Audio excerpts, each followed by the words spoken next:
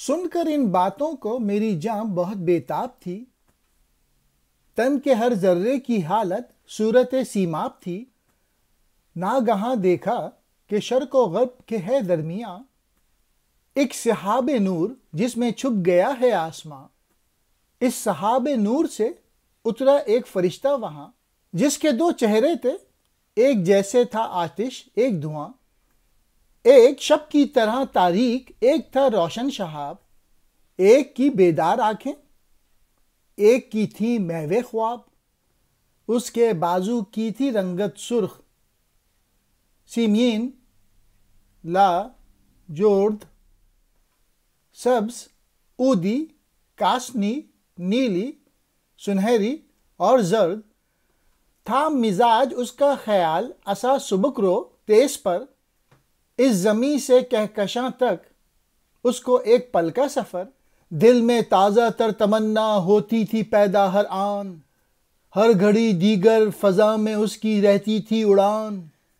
زردان جو زماں و مکاں کی روح ہے، مسافر یعنی علامہ اقبال کو عالم بالا کی سیاحت کے لیے ساتھ جاتی ہے۔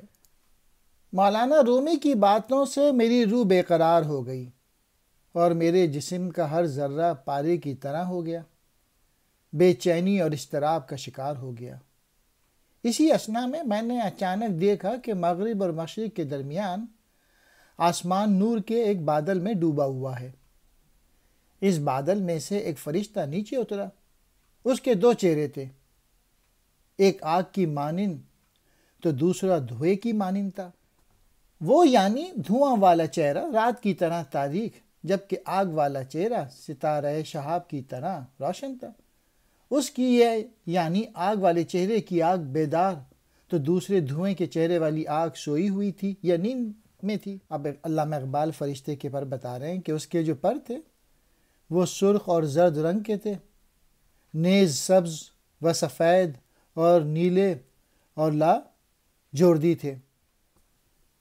اس کے مزاج میں خیال کی سی رفتار یعنی تیز رفتاری تھی، اور زمین سے لے کر کہکشاں تک کا سفر اس کے لیے ایک پل کا سفر تھا، بالکل خیال کی طرح جو انسان کے ذہن میں پیدا ہوتا ہے اور کہیں سے کہیں پل بھر میں پہنچتا ہے۔ ہر لمحے اس میں ایک نئی آرزو پیدا ہوتی تھی اور ہر پل ایک نئی فضا میں اس کی اڑان تھی۔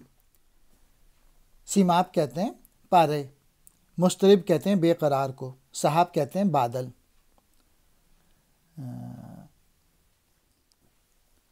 روشن شہاب، ستارہ شہاب کی مانند روشن۔ شہاب وہ ستارہ جو عموماً تیر کی شکل میں زمین پر گرتا ہوا دکھائی دیتا ہے۔